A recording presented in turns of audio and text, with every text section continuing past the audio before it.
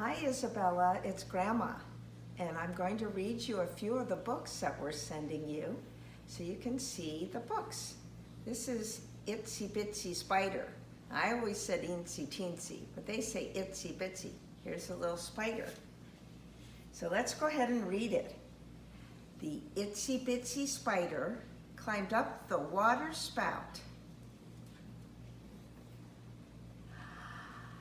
Down came the rain and washed the spider out. He was so sad.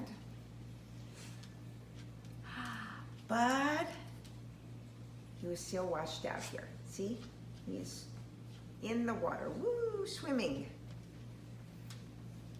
But out came the sun and dried up all the rain.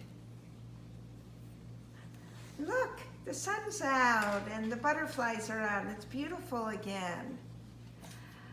So the Itsy Bitsy Spider went up the spout again. Grandma and Grandpa love you.